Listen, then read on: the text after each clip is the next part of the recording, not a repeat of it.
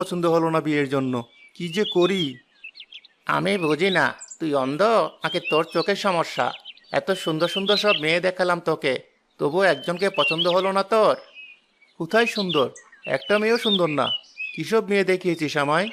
একবার তাকাইলে আর দুবার তাকিয়ে দেখতে মন চায় না। আমার তো সবগুলো মেয়েকে অনেক ভালো লেগেছে, পারলে সবাইকে বিয়ে করে নিতাম। তোর যে কেমন মেয়ে পছন্দ তুই ভালো জানিস।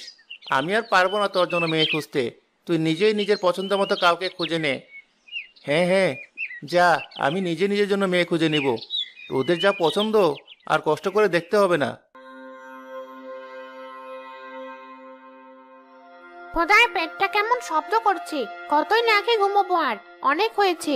মাছের গন্ধ পাচ্ছি মনে হয়। ওই যে দুটো ছেলের মধ্যে একটার হাতে মাছ দেখা যাচ্ছে। আজ ওই মাছ খেয়ে পেট ভরবো। মুকুল আর সবুজ কথা বলতে বলতে শাকচুন্নির গাছের নিচ দিয়ে এগোচ্ছিল। তখনই শাকচুন্নি গাছ থেকে এক লাফ দিয়ে তাদের সামনে এসে দাঁড়ালো। তোর হাতের ওই মাছটা আমাকে দে বলছি, নয়তো তোর মাথা খাবো ওই মাছের বদলে। ওরে বাবা, দিনে দুপুরে শাকচুনি কোথা থেকে আসলো? চল তাড়াতাড়ি পালাই। তুই যা, আমি আসছি একটু পর। তোর মাথা খারাপ হয়েছে? সামনে আস্ত একটা শাকচুন্নি ঠাই দাঁড়িয়ে আছে, আর তুই কিনা বলছিস পরে আসবি? তোর যা মন চায় তাই কর।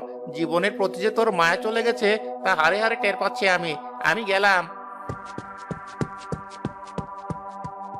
তোর তো ভালোই সাহস, আমাকে দেখেও মাছ ফেলে দৌড়ে না পালিয়ে উল্টো দাঁড়িয়ে আছিস।